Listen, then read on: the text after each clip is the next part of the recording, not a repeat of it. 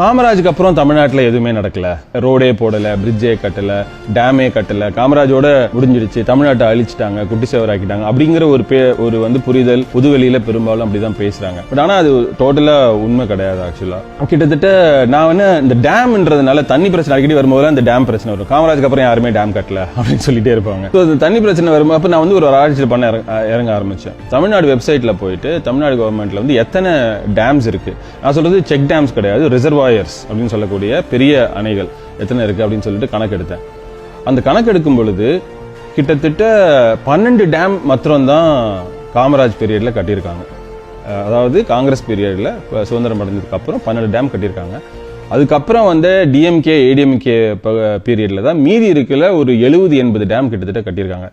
மொத்தத்தில் கணக்கெடுத்து பார்க்கும் பொழுது 84% டேம்ஸ் இந்தியாவில் தமிழ்நாட்டில் கிட்டத்தட்ட திராவிட கட்சிகள், அதாவது ஏடிஎம்கே டிஎம்கே 2 பேரும் தான் கட்டியிருக்காங்க. மீதி அதில் இருக்கிற 16% மாத்திரம் தான் காமராஜ் பீரியட்ல கட்டியிருக்காங்க. அதுதான் உண்மையான டேட்டா.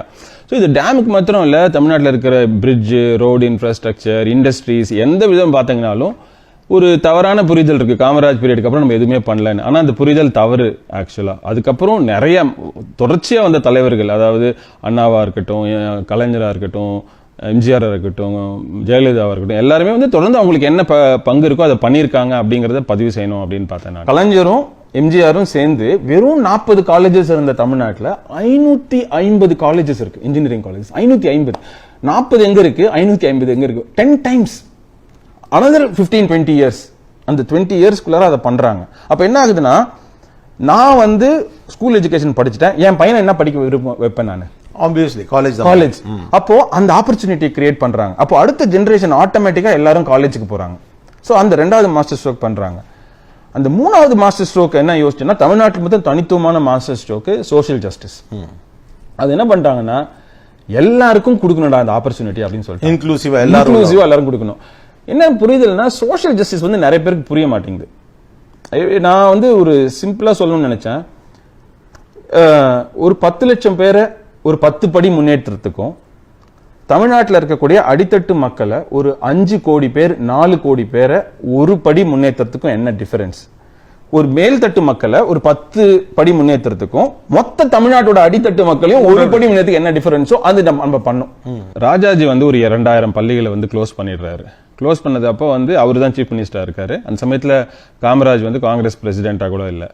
ஸோ அது ஆனால் காமராஜ் எதிர்க்கிறார். 2000 பள்ளிகளை க்ளோஸ் பண்ணது தவறுன்னு சொல்லிட்டு அதுக்கு பெரியார் சப்போர்ட் பண்றாரு. அதை ராஜாஜியை காமராஜ் எதிர்க்கிறார். எதிர்த்து காங்கிரஸ் பிரசிடென்ட்டுக்கு போட்டியிட்டு ராஜாஜியை தோக்கடிச்சிடுறாரு. காங்கிரஸ் பிரசிடென்ட்டா காமராஜ் ஆயிடுறாரு. காங்கிரஸ் பிரசிடென்ட் ஆன உடனே ஆட்டோமேட்டிக்கா ராஜாஜி என்ன பண்றாரு, சீஃப் மினிஸ்டர்ல இருந்து பதவி விலகிடுறாரு. காமராஜ் சீஃப் மினிஸ்டர் ஆயிடுறாரு. அவர் ஆனா இப்ப எம்எல்ஏ கிடையாது. ஆனா எம்எல்ஏ ஆக வேண்டிய எம்எல்ஏவுக்கு நிக்கணும். அப்ப எம்எல்ஏ நிக்கும் பொழுது பெரியார் அவர்கிட்ட போய் சொல்றாரு, நீங்க போய் குடியாத்தத்துல போய் நில்லுங்க, நான் உங்களை ஜெயிக்க வைக்கிறேன்னு. காமராஜ் பெரியாரை பார்த்து கேட்கிறாரு, இந்த மாதிரி ஐயா குடியாத்தத்துக்கும் எனக்கும் என்ன சம்பந்தம்? ஏன்னா சமூகத்துல நான் வேற சமூகத்தை சேர்ந்தவன், அங்க எங்க சமூகத்தை சேர்ந்த ஆளுங்கெல்லாம் யாருமே இல்லை, நீங்க என்ன போய் நீங்க குடியாத்தத்துல நிக்க வைக்கிறீங்களா, என்ன லாஜிக் இது அப்படின்னு. அதெல்லாம் ஒன்றும் கவலைப்படாத, நீ போய் இப்ப குடியாத்தத்துல போய் நில்லு, நான் பாத்துக்கிறேன்னு சொல்லிட்டு பெரியார் இறங்கி காமராஜுக்கு சூறாவளி சுற்றுப்பயணம் பண்றாரு. பண்ண உடனே அஃப்கோர்ஸ் காமராஜ் ஜெயிச்சிடுறாரு. அது ஹிஸ்டரி ஆகுது. அப்புறம் ஜெயிச்சதுக்கு அப்புறம் காமராஜ் பெரியார்ட்ட கேட்கிறாரு, ஐயா உங்களுக்கு என்ன பண்ணணும்னு கேட்கிறாரு.